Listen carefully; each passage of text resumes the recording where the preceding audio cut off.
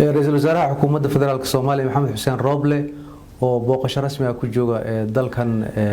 qadar gaar ahaan magaalada Dooxa ayaa saaka waxa uu yeeshay kulamo kala duwan ugu horeyn waxa ra'iisul wasaaraha qaabilay oo la kulmay amiirka dalka Qadar kaasoo ay ka wada hadleen arrimaha Soomaaliya waxaana uu ahaa kulan sharafeed inta kadib ayaa kulan kale oo weyn waxa qaatay ra'iisul wasaaraha xukuumadda federaalka Soomaaliya iyo ra'iisul wasaaraha dalka Qadar ahna wasiirka arrimaha dibadda Sheikh Khalid bin Khalifa Al-Thani waxa sidoo kale xigay kulan balaaran oo ay qaateen wasiirada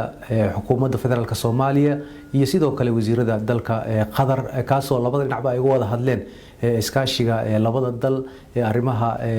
siyaasadda dhaqaalaha iyo doorashooyinka Soomaaliya ra'iisul wasaaraha xukuumadda federaalka Soomaaliya markii uu la kulmay boqorka dalkan wuxuu faahfaahin ka siiyay doorashada dalka ka socota horumarada laga sameeyay iyo sida hadda ay xaaladda Soomaaliya maaragtay ugu jirto xilli doorasho waxa uga mahad celiyay guud ahaan dalka Qadar taageerada ay siiyaan dalka Soomaaliya iyo mashaariicda horumareed ay ka fulinayaan ay ka mid tahay dhismooyinka wadooyinka sidoo kale Qadar waxay saaxiib muddo ah dalka Soomaaliya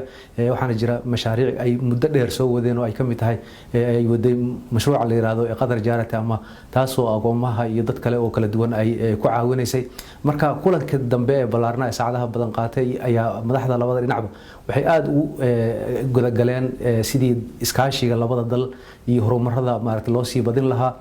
waxa sidoo kale shirkaasi goobjoogka wasiirka arrimaha dibadda Maxamed Cabdirasaaq oo dhawaan ka qayb galay sagaalkii bisha shir ay kula hayeen dalka Masar wakiilada jaamacadda Carabta kaasoo looga hadlayay sidii arrimaha doorashooyinka Soomaaliya loo caawin lahaa Qadarna waxay ka mid tahay dawladaha ballanqaad ka sameeyay waxaana si rasmi ah loo sheegi doonaa